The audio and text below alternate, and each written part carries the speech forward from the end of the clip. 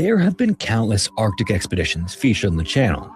They all generally start with grand ambitions, bold proclamations, and then, inevitably, disaster. Time and time again, ships have vanished into the ice, resulting in the loss of some or all of the crew. But this story is going to be a little bit different. This wasn't an expedition that ended in total ruin. There was no catastrophic sinking, no mass starvation, and yet something happened on this journey that would remain buried for over a century. This would turn out to be a secret so disturbing that when it was finally uncovered in the last 50 years, it completely rewrote the history of the expedition. This wasn't just an Arctic mission gone wrong, it was something far more sinister. As always, viewer discretion is advised. The North Pole had long stood as one of the Earth's last great frontiers and an unclaimed prize at the top of the world, and for good reason. It's an unforgiving place, to say the least, a frozen void of shifting ice, howling winds, and unrelenting cold. The first serious attempt came in 1827 when Sir Edward Parry of the British Royal Navy set out with sleds and boats hoping to reach the pole. He would end up failing after being turned back by treacherous ice floes and the surprisingly fast southward drift of the ice pack. Over the next 5 decades, others would follow who were driven by the same ambition, willing to risk everything for the sake of exploration. The Americans took up the challenge, sending their own expeditions, beginning with Elijah Kent Kane in 1853 and Isaac Israel Hayes in 1860. Each served to push a little further, adding a little more to the growing knowledge of the Arctic, but neither actually came close to reaching the pole. After that came Charles Francis Hall, a man unlike any other explorer before him.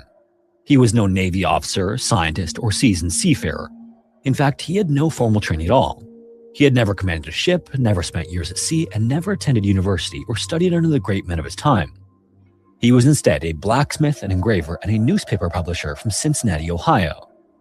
In reality, he had spent more time printing articles about Arctic expeditions than he had actually preparing for one, and yet it was his name that would be attached to the most ambitious American attempt yet. So how did such an unlikely man take command of a government-funded mission to the North Pole? The answer is actually fairly simple: charisma, relentless determination, and an obsession that bordered on fanaticism. Charles had become captivated by the Arctic in the late 1850s, when the fate of Sir John Franklin's lost 1845 expedition dominated public imagination. A crew of 129 men had vanished into the ice after their ships became trapped, and the mystery of it all fascinated Charles.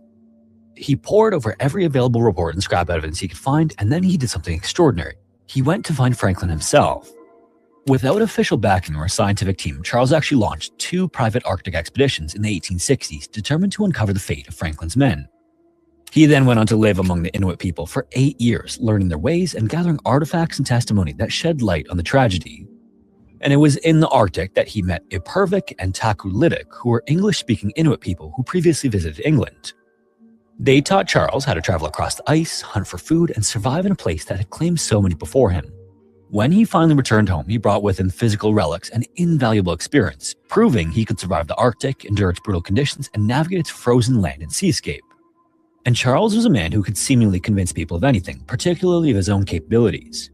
When he returned to the United States, he presented himself as an expert in the Arctic.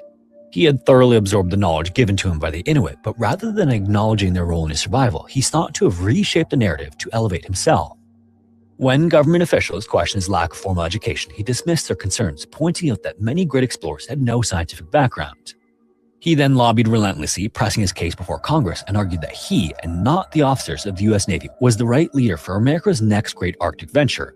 And in 1870, his persistence paid off. Congress approved a $50,000 grant for an expedition to the North Pole, and Charles would be its commander.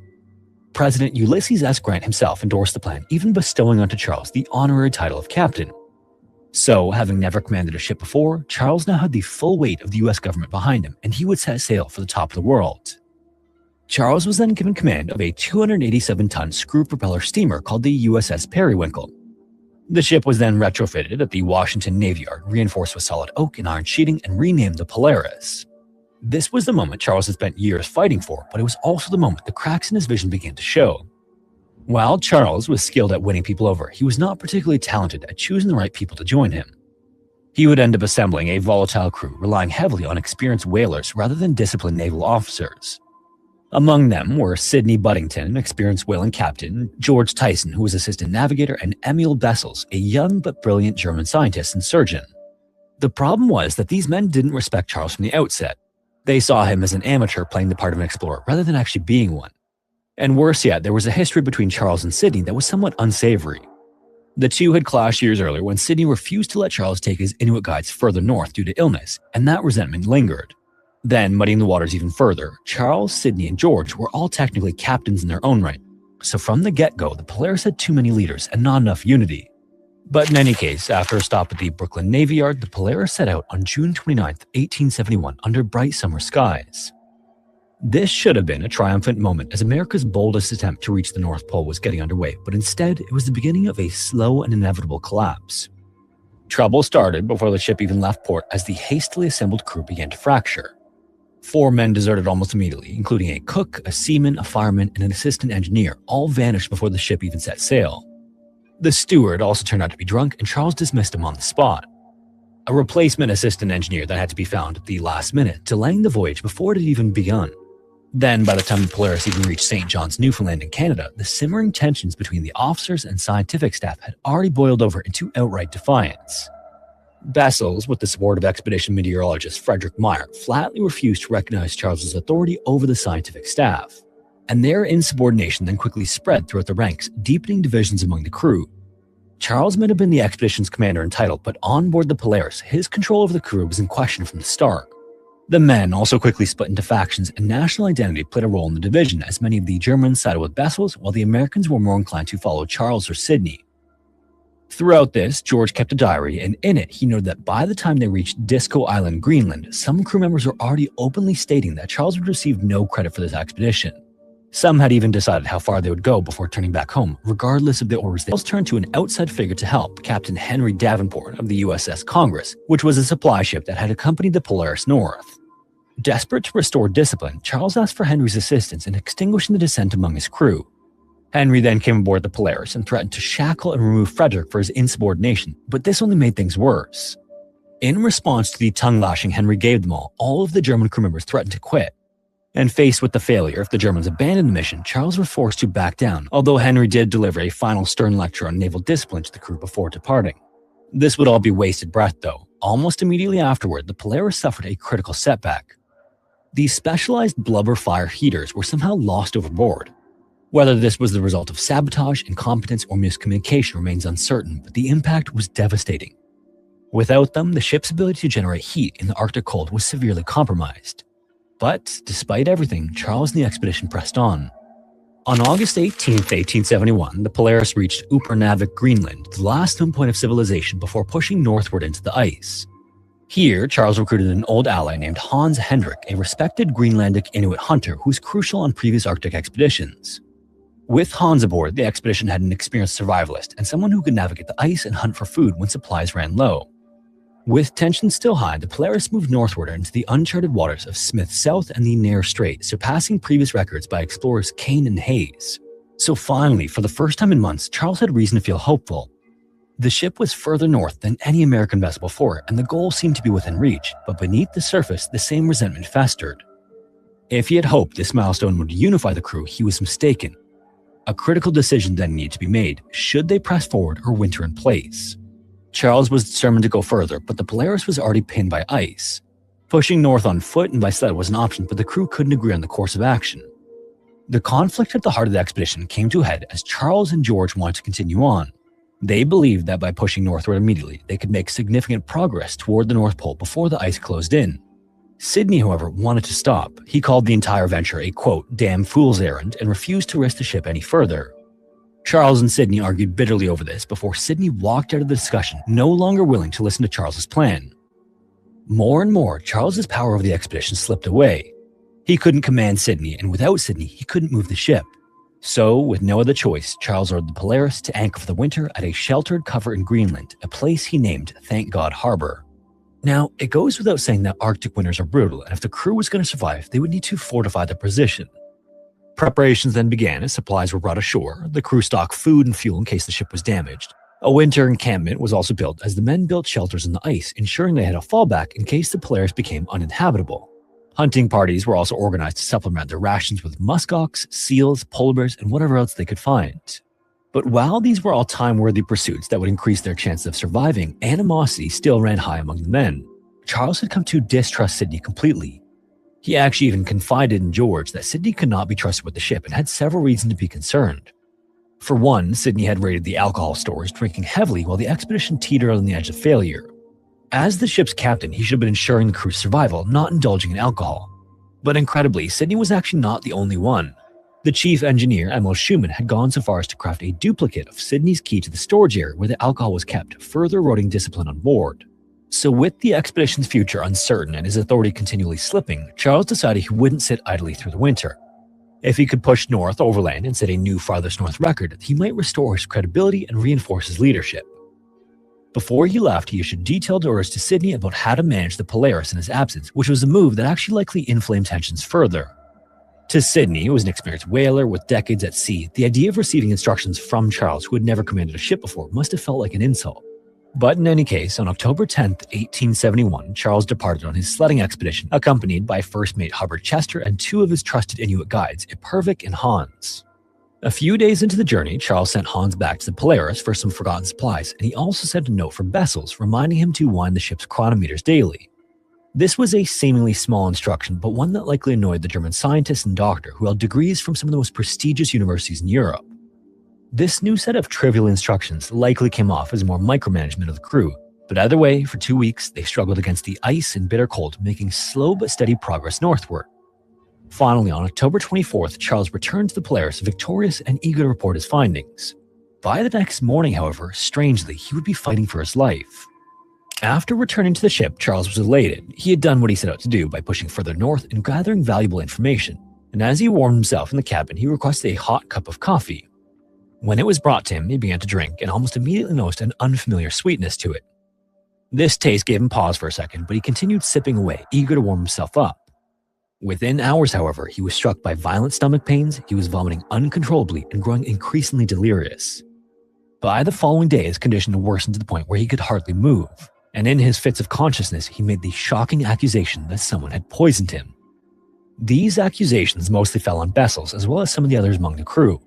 Charles then refused Bessels' medical treatment and would only accept liquids from Tacolytic, his trusted Inuit companion. George's journal recorded that Charles remained deeply distrustful, believing that he had been deliberately poisoned. Bessels, meanwhile, dismissed the accusations outright. He insisted that Charles had suffered a stroke, possibly brought on or worsened by his exposure to the cold during the sledding expedition, but Charles refused to believe this.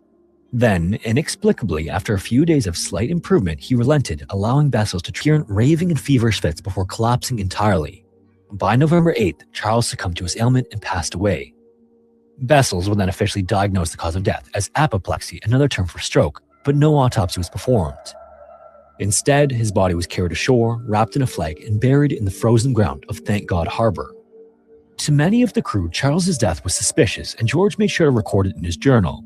The timing just seemed too convenient. The conflict between Charles and the senior officers, particularly Sydney and Bessels, had reached a breaking point in the weeks leading up to his death.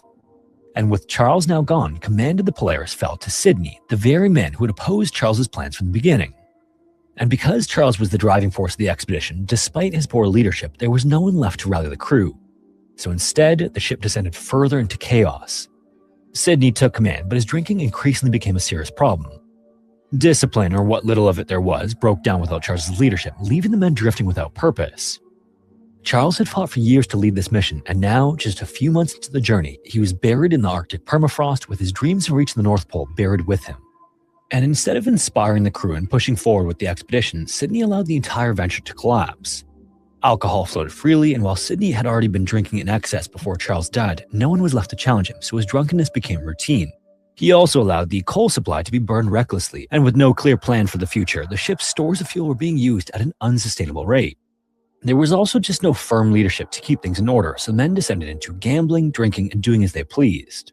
The once grand mission to reach the North Pole had become aimless. Despite the disarray on the Polaris, though, there were at least some among the crew who still wanted to press forward. On June 6, George and Bessels led a small expedition north by boat, hoping to scout a route closer to the North Pole. Unfortunately, the first attempt failed almost immediately as their whaleboat was crushed by the ice. A second try afterward then failed for the same reason, so with resources dwindling and leadership in shambles, the crew finally abandoned any further attempts at the North Pole. The mission was effectively over. With nothing left to accomplish, Sydney turned the Polaris south in August 1872, intending to return home. By October, as the Polaris drifted southward through Smith Sound, a powerful storm hit, pushing it dangerously off course. And then before anyone could react, the vessel lurched violently and slammed into the ice pack. The hull then shuddered with the impact, tilting at an unnatural angle as water began rushing in. Amid this chaos, Sydney ordered some of the men onto the ice to lighten the ship's load and told others to start throwing cargo overboard. So in the dark, the crew worked frantically, hurling crates, barrels, and supplies onto the surrounding ice. Meanwhile, the wind continued to howl and drowned out their voices as the ice beneath them shifted and cracked. Somewhere in this confusion, 19 men, including George, Frederick, several sailors, the cook, the steward, and all of the Inuit guides, had unknowingly drifted away from the Polaris, carried off on a breakaway ice floe. By morning, as the storm calmed down and the sun rose over the frozen landscape, the stranded men found themselves 8 to 10 miles away from the ship, alone on a shrinking island of ice. Desperately, they waved a large cloth toward the Polaris, hoping someone on board would see them. For a full day, Sydney scanned the horizon from the deck, but also prioritized salvaging the ship, and as a result, made no serious attempt to recover the missing men. By the second day, with the ship still in distress, he decided against any further effort to recover them. The castaways, whether they survived or not, were now on their own. As the reality of their situation sank in, George and the others began to take stock of their situation. They had little food, no permanent shelter, and no clear idea of where they were drifting. The Arctic was vast, and the currents could carry them in any direction, like toward open water, toward land, or even into the heart of the ice pack. In the face of all of this, however, the Inuit among them saved their lives. Ipervik, Takulitik, and Hans immediately took control of the situation, building igloos from snow and ice. They also fashioned crude lamps from blubber and managed to hunt seals, providing meat for the desperate men. As days stretched into months, the castaways endured the relentless Arctic winter. Temperatures plunged well below freezing, snowstorms battered their shelters, and rations dwindled. At times, they were even forced to eat frozen seal entrails to stay alive. They also had no way of knowing where they were drifting, only that they were moving. Frederick, believing that they were near the Greenland coast, argued they should attempt to row ashore, but George, relying on his navigational skills, suspected the opposite, and that they were actually on the Canadian side of the Davis Strait, far from land. His assessment was actually correct, but unfortunately, the group dismissed George's warnings and burned one of the whaleboats for firewood, unknowingly destroying one of their only chances to reach safety. So for 6 months, they drifted on their shrinking ice floe, surviving only because of the skill and resilience of the Inuit hunters. Finally, on April 30th, 1873, they spotted a whaling ship named the Tigress sailing off the coast of Newfoundland. This meant that the ice floe had carried them nearly 1,800 miles, or nearly 2,900 kilometers south. Starving, exhausted, and barely clinging to life, the castaways signaled frantically until moments later, the whaling crew pulled them from the ice and into the safety of the ship's hold. After 190 days lost at sea, they had survived. As all of this had been going on, Sydney had his own troubles. With coal stores running dangerously low, he realized that they couldn't make it back to civilization before winter closed in again. So by October 16, 1872, he had made a fateful decision. He would run the ship aground near Edda in northern Greenland. Then, stripped of its sails and left with barely enough fuel to survive, the Polaris was reduced to a half-submerged wreck. The crew salvaged what they could, building a makeshift hut from the lumber torn from the ship's frame. They would also have to endure these winter conditions, relying on the help of the local Inuit to survive. And for months, they also waited for a chance to escape, and when spring arrived, the remaining men used wood from the ship to build 2 small boats, hoping to reach open waters. On June 3, 1873, they launched southward, and about a month later, they were spotted by a passing whaler and rescued. Against all odds, every single member of the Polaris crew made it back home. Big exploration in American history had not resulted in mass casualties, as Franklin's had decades earlier, yet it ended in mutiny, betrayal, and potentially murder. As the survivors returned home, the US government was preparing an inquiry to investigate exactly what happened in the Arctic. At the heart of the hearings was the most disturbing unanswered question of all: had Charles been murdered?